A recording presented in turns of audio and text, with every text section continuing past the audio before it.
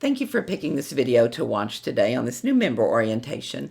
And although it's a new member orientation, a lot of times when I do this in person, a lot of the older lions or longer lions find just tidbits of it here and there that they didn't know before. So this isn't just necessarily a new member orientation. My name is Lion Susie Schneider, and I am with the Denton Triangle Lions Club, and I have been a member there for a little over 27 years. I have done a lot of the leadership roles in our district, and I started that way back when I had been a lion for about 6 years. I went to my first USA Canada Lions Leadership Forum, and that was in Lexington, Kentucky. And while I was there, I found out what MD2 stood for. I had seen MD2 on pins and on programs, and nobody ever told me what MD2 stood for. And so I finally figured out MD2 was Texas. Multiple District 2 is Texas, and I'll tell the story of that in a little bit. But I came home from that forum and asked my governor if I could set up a new member orientation so maybe we could train our lions to understand these things like MD2 and some of these acronyms that we use. And so I made up this new member orientation. It was on a big flip chart, and fortunately we've come a long way since then to this PowerPoint area of our lives these days, and I don't have to carry that flip chart around anymore. But I would like to show you this information today. It's just sort of the history of Lions and how we got started. Lions Club International was started by a young Chicago businessman whose name was Melvin Jones. He was an insurance salesman, and he had a business club. And he decided that he wanted to do more than just business. I mean, how many doctors and lawyers and insurance salesmen, what can you talk about every time you have a meeting?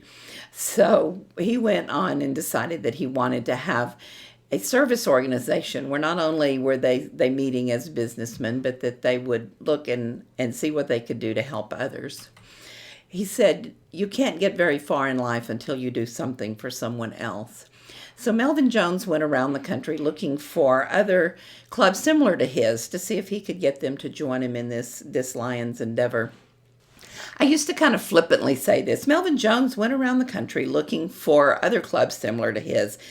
But this is 1917, 1916. That's not an easy task to go around the country and find other clubs similar to your own and talk to them about becoming a service organization.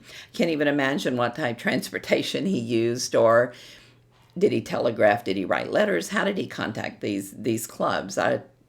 We can only imagine that. But he had his group was called the Business Circle of Chicago. And the organizational meeting, once he found these clubs to join with him, was June 7th, 1917, at the LaSalle Hotel in Chicago.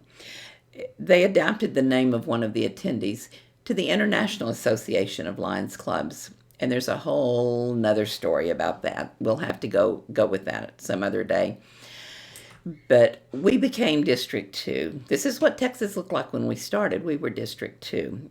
Of the 29 founder clubs, Texas had the largest number with 12. So, of course, the story goes that we thought we should be District 1, but since Melvin Jones came from Chicago, we let Illinois be District 1, and we took District 2. So this is what Texas, as I said, this is what Texas looked like in 1917. The 12 founder clubs was Dallas, Fort Worth, Abilene, Wichita Falls, Paris, Waco, Temple, San Antonio, Austin, Houston, Beaumont, and Port Arthur. In 1930, Texas had 242 clubs and about 8,400 members. At this time, Lions International was in 17 nations with 2,339 clubs and about 80,000 members. By the time we got to 1988, Texas had 16 districts as we grew and again acquired more members and more clubs. Texas had over 26,000 members serving in almost 900 clubs. And as you can see from the picture, we divided each of those 5 sections into smaller sections. So that big section that was 2T now became 2T1, 2T2, and 2T3. As we go on over to the E, we are 2E1 and 2E2, which is the district that I'm in, 2E2. And then we did the same with the X, the A, and the S. And as you can see there on the picture, we have 5 districts that belong with the S letter. Austin is the longest continuously operating club in the world. They were organized in 1916 and had 2 delegates at the 1917 convention. Now, I put those words in, the longest continuously operating club, because there was another club that actually started before Austin, but they took a break and then came back. So we always say that Austin is the longest continuously operating club in the world. Now in 2020, District 2E2 has about 65 clubs and right around 1,800 members. We go from Pottsboro way up north. I know those letters are really small, but you can see where we are way up there in Pottsboro. We go down to Glen Rose and Grandview way down south. Out in the west, we're Weatherford, and then we go to Princeton in the east. So this is what our district looks like now. In October of 1917, we had our first national convention in Dallas. Attendance was 36 delegates, 23 clubs, and 9 states. We approved the Constitution, bylaws, objectives, and code of ethics. Melvin Jones was secretary, and he was active until his death in 1961. 1920 is when we added our first international club, and that was Windsor, Ontario, Canada.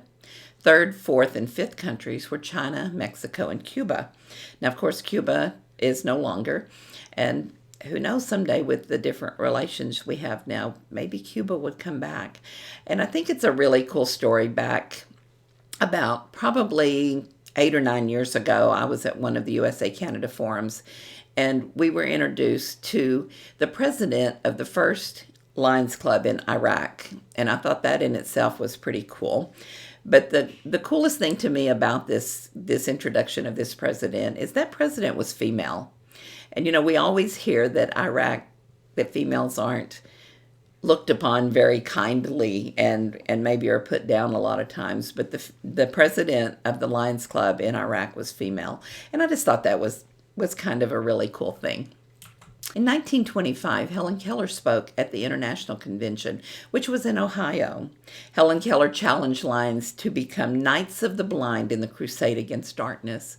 And that's the reason that we do so much sight. We took that challenge, and we work with so many different areas of vision and sight, and that this is the reason that we do that.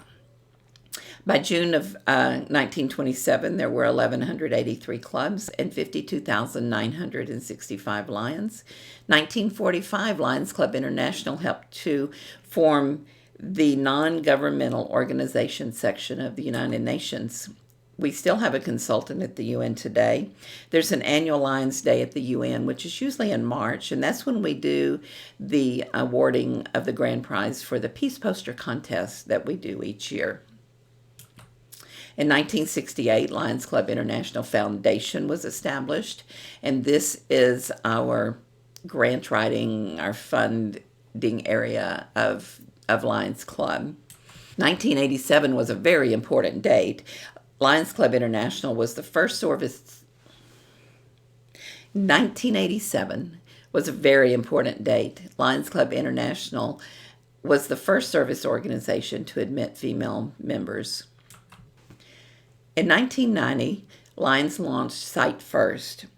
This program was to rid the world of preventable blindness and bring existing healthcare services to those who need them.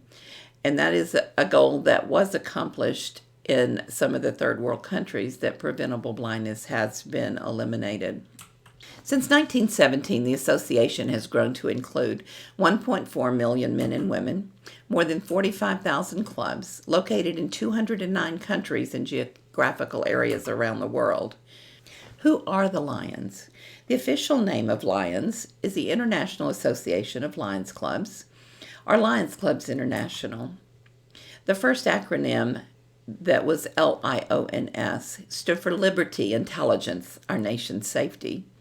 A number of years ago, we had an international president who came up with a new acronym for those letters: Loving Individuals Offering Needed Services.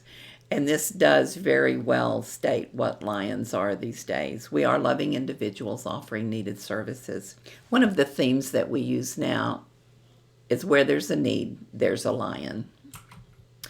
This is what our emblem signifies. You see the lion's emblem with the L in the middle and the two lions on either side, one facing the past. So we have pride in our heritage, and another one facing to the future. We have confidence in our future. This was adopted at the 1919 convention. At this time, I will stop this video because this is something that could be watched by any number of lions. And I'm going to go on to the entities that we in District 2E2 support.